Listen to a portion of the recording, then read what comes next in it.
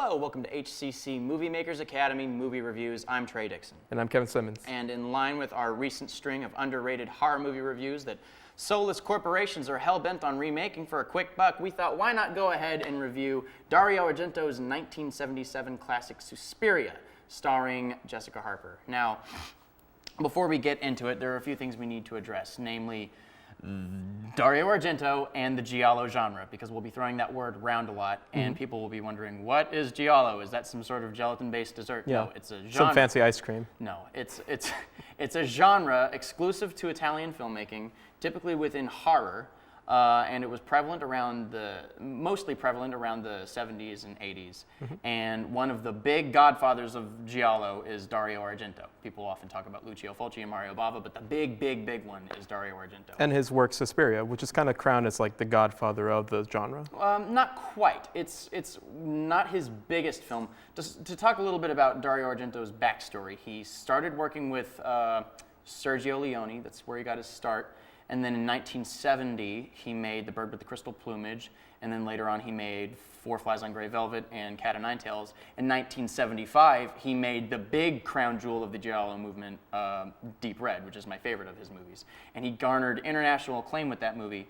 And then at some point, he decided that standard storytelling conventions weren't his focus anymore. Throw it out. He wanted to go ahead and tell the story, at least from an emotional perspective, utilizing cinematography.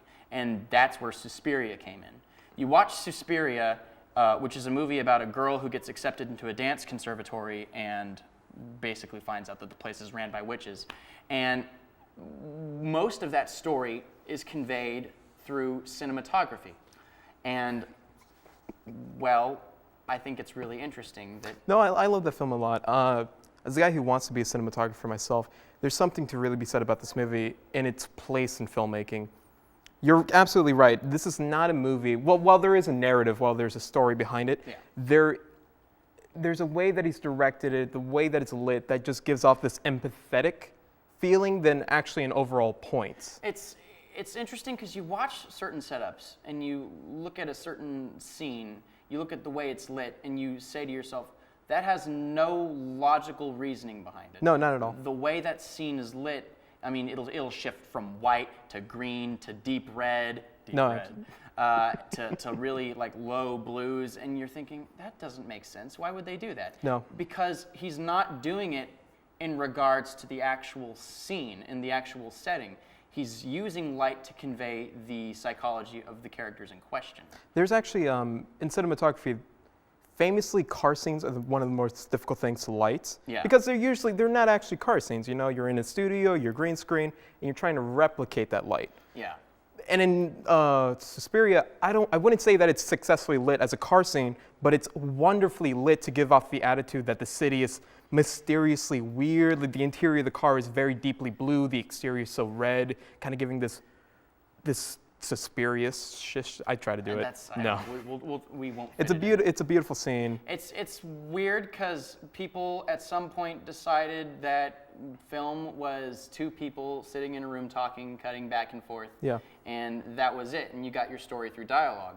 But the movie is made so much better because all of these crazy emotions and all of these weird anxieties are conveyed through nonsensical lighting schemes. It's kind of like kabuki theater in a way, but with lighting. Absolutely. It's not traditional lighting. No, not at all. I don't know. I mean, I don't want to get wrapped up in lighting so much, but it's a wonderful. Don't get me wrong. I also got to give a props to the set designing and everything around the actors. The set design is really great and really ominous. I don't know why the velveteen, just like in Poltergeist, the white burning light is kind of like the evil.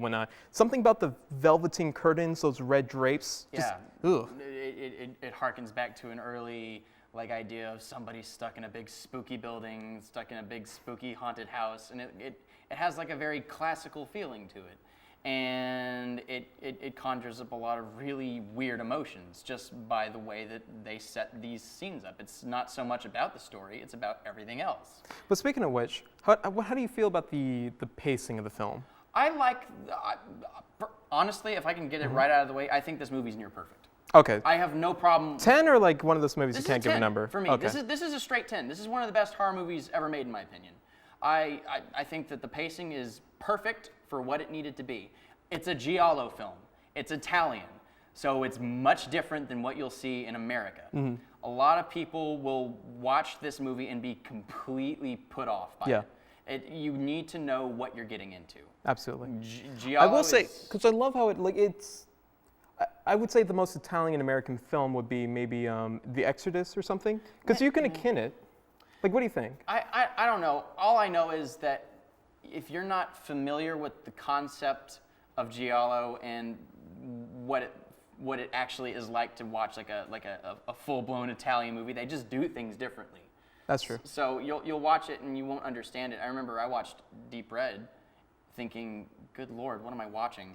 This is the most mind-boggling, baffling thing I've ever seen in my life." But that's just what it is. Absolutely. And you need to know that ahead of time. Another thing that we need to talk about is the score by the Goblins. Oh, yeah. The Goblins deliver one of the most haunting, kinetic scores ever put to cinema, in my opinion. This is the score that inspired John Carpenter's score for Halloween. Wow, I did not know that fact. Yeah, this is the. Well, then now that you say it, yeah. Yeah, this is the score that inspired the score for Halloween, and it beautiful. shows. It's really edgy yeah. and really creepy. And But I don't know, this film was made in 70 what? 77. 77. So it's that beginning of that like electronic sound and music. Yeah, they were still blending it in with like it was the Beautifully. I love that mixture. Yeah, they threw in some synth, but it was the 70s, so they were still relatively acoustic with their drum setup. So when the 80s rolled around, they just threw all that away and they just stuck with straight synth. You get movies like The Shining, which is not a bad one. I'm just saying that. No, and it's well, I mean, Shining's more just orchestral, but No, exactly. Just Shining next week. that's too big. We got another thing. Yeah. All right, but no, this is one of the most influential scores in horror cinema, and not many people know about it. I gotta say, what needs to, because it's going to get remade, right? Yeah, to my it's going to understanding. be remade. Isabella Fuhrman is going to play the Jessica Harper character, and Really? I heard that Sony is going to do it, which is a big old bummer. No. Which is a big old bummer. It's going to be made by people. Because Sony has a terrible track record in remaking. Yes, they do. They have. Carrie, absolutely. did they just make the Poltergeist, or is that the? I don't even know. It was It was. It was Poltergeist. Yeah. So these people are not suit for. No passion, no drive, just money. This movie will be remade by people who have no understanding of why the original is so great. Produced by people who do enjoy the originals, but not much else. Yeah, hey, let's just go ahead and put our faith in these people with all the money, because they sure know what to do, right? Guys, an extra 1,000 millions. Oh, man. That's a lot of money. But what needs to stay in the remake? Well, they need to, I mean, obviously, they're not going to get the Goblins' original soundtrack. But what I am hoping is that they channel something relatively akin to what it is they created in the first movie with that score. Do you think it needs to be as... I don't know, because it is pure. It's one of those films that's just pure cinema, just like Evil Dead. Yeah, or like the films of David Lynch. Oh, yeah. It's about suggestion. And the movie, what makes it great is that it was created via the idea of a story being told through the suggestion of cinematography. And if they can somehow translate that, I will respect it. That's not going to happen. No, it's not. I don't even think there's like a competent contemporary director for this movie. I don't know. I mean, it's such an Italian work, you know, or by D'Argento. Dario Argento. If I could have my pick of director to do a remake of this movie, I would choose Nicholas Winding Refn. But I still don't think it would work out very well. So on a scale from 1 to 10, you've already heard me. I'm 10 out of 10. This is one of the best horror movies. I'm going to say an 8. I like this movie a lot. Okay. This is one of my favorite horror movies, and if you are a fan of Italian cinema and Italian horror, definitely give Susperia a look if you haven't already.